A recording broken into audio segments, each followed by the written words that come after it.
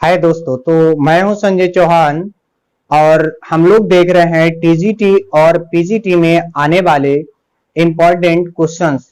तो आज का हमारा काफी इंपॉर्टेंट टॉपिक है जो पीजीटी में हमेशा एक क्वेश्चन पूछा जाता है जो डिपेंड है प्रोजेक्शन पे। तो देखते हैं प्रोजेक्शन पे डिपेंड क्वेश्चंस कैसे पूछा जाता है।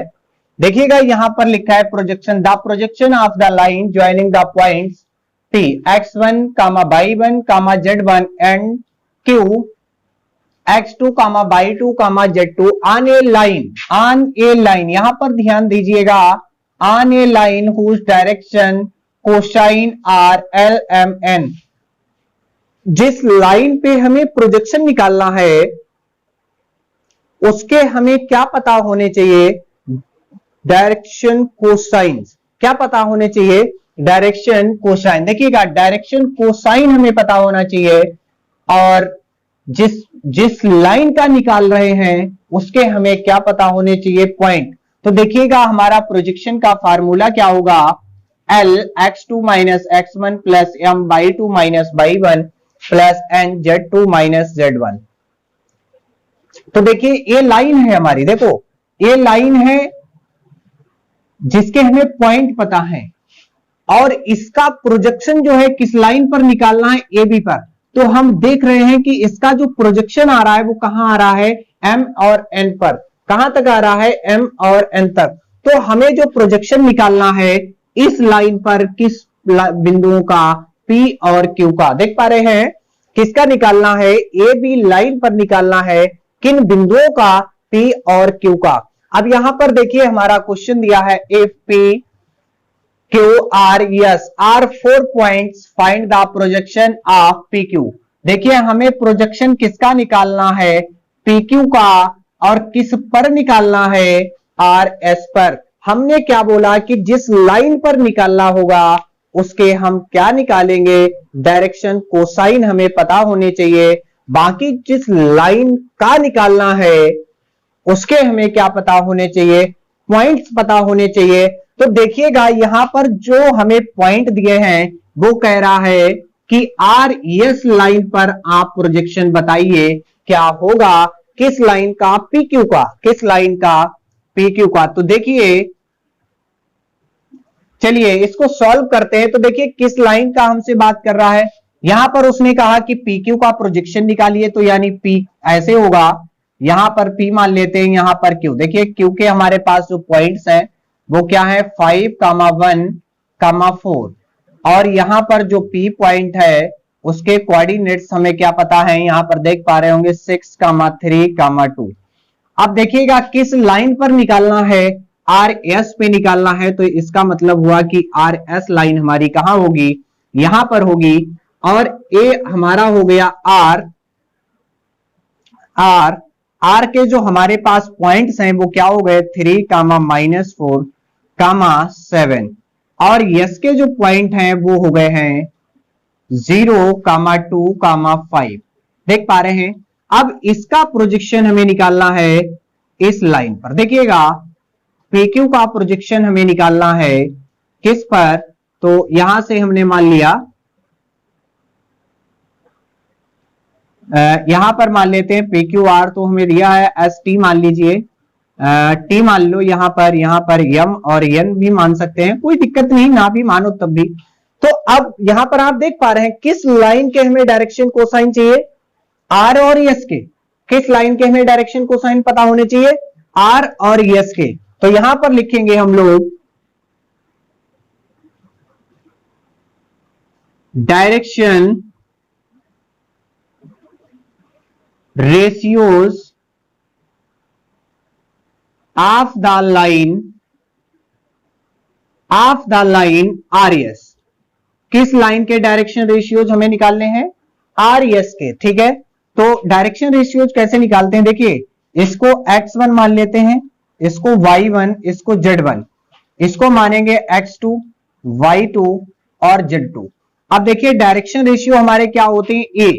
ए बराबर आता है x2 minus x1। x2 minus x1 क्या हो जाएगा? x2 0 -3, यानी कुल मिला के -3। बी क्या आएगा? y2 minus y1।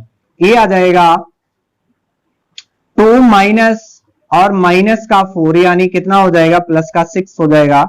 सी बराबर आ जाएगा Z2 माइनस Z1।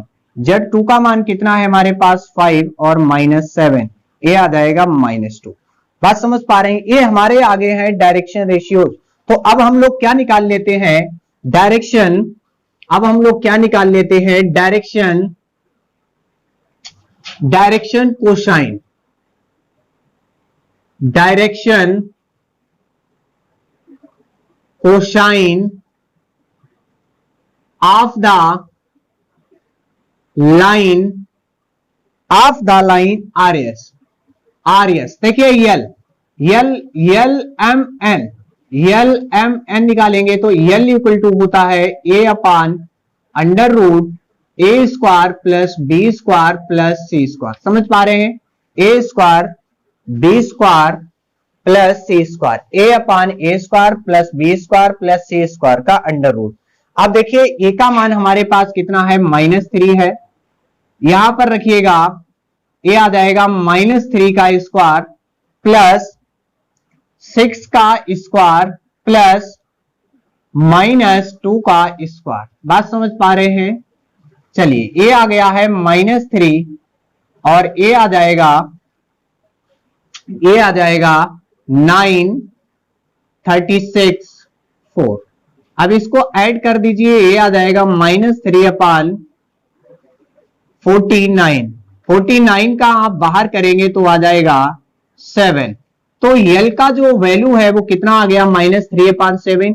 ऐसे ही हम लोग M का निकालेंगे तो M का आ जाएगा B upon under root A square plus B square plus C square. बिल्कुल सेम करेंगे तो यहां आ जाएगा 6 अपान 7। ऐसे ही N निकालेंगे तो N बराबर आएगा C upon under root A square plus B square plus C square. और A भी कितना आ जाएगा, -2 अपान 7। तो अब हमें क्या पता चल गए हैं, डायरेक्शन कोसाइन। अब हमें क्या मिले हैं, डायरेक्शन कोसाइन। देखिएगा यहां से पहले हमने डायरेक्शन रेशियो निकाले किस लाइन पे, जिसपे हमें प्रोजेक्शन निकालना है। किस लाइन के निकाले हैं, जिसपे प्रोजेक्शन किस पे निकालना है, RS के। तो हम किसके डायरेक्शन रेशियो निकालेंगे, RS के निकालेंगे। जब डायरेक्शन रेशियो में मिल जाएंगे तो ये फार्मूला होता है A upon under root A square B square plus C square. जब M निकालेंगे तो M बराबर होता है B upon under root A square plus B square plus C square. N निकालेंगे तो C upon under root A square B square plus C square. यहां से हमें क्या मिल गए हैं, डायरेक्शन। यहां से हमें क्या मिले हैं, डायरेक्शन रेशियो। तो डायरेक्शन कोसाइन, तो डायरेक्शन कोसाइन हमारे क्या आ रहे हैं, -3 अपान 7, 6 अपान 7 और -2 अपान 7। अब देखिए हमें प्रोजेक्शन निकालना है किस लाइन का, PQ का। जो PQ की जो छाया है वो कहां बन रही है, यमन तक बन रही है। तो ये इसी छाया को निकालना है। प्रोजेक्शन मींस माने छाया भी कह सकते हैं। तो अब देखिए यहां फार्मूले में हम इस टाइप से बिल्कुल रख देंगे। तो चलिए यहां पर थोड़ा सा रेज कर देते हैं। हमें निकालना है डायरेक्शन। चलिए अब देखिए यहां पर, चलिए अभी मेरे पास थोड़ा सा मैं इसको रेज कर दे रहा हूं, बाकी आप देख पा रहे होंगे। तो देखिए हमें निकालना है प्रोजेक्शन। आ जाओ यहां पर आ जाना। देखिए प्रोजेक्शन निकालना है भाई, क्या निकालना है, प्रोजेक्शन। तो प्रोजेक्शन की बात कर रहे हैं। प्रोजेक्शन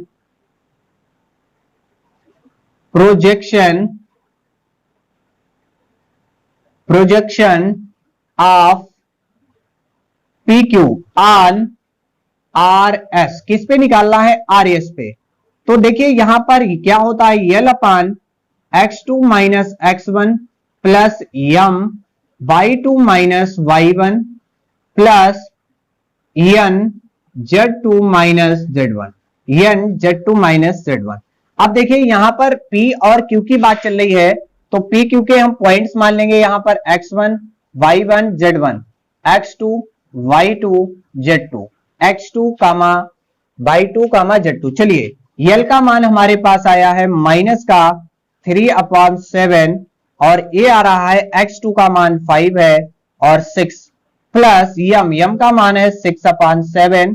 यहां पर y2 का मान है 1 - 3 और n का मान है हमारे पास माइनस का 2/7 और Z2 का मान है Z2 4 और a आ रहा है -2। चलिए देखिए यहां पर आ गया -3/7 और यहां पर आ गया -1 प्लस का 6/7 यहां आ गया है -2 -2/7 और a आ गया है 2 प्लस का। चलिए कितना आ रहा है 3/7 माइनस माइनस प्लस हो गया a माइनस का 12/7 हो गया a माइनस का हो गया 4/7।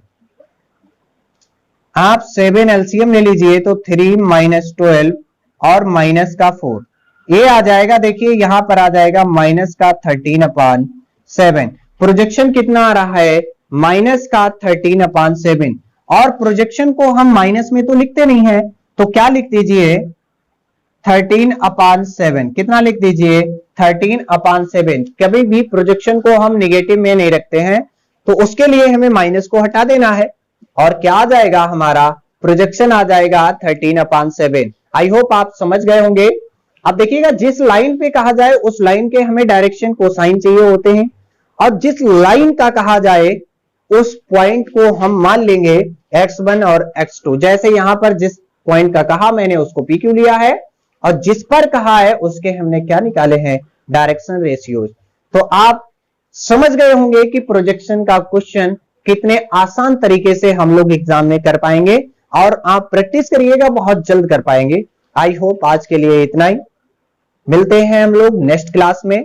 तो देखते रहिए हमारा चैनल सनराइज एकेडमी। थैंक्स।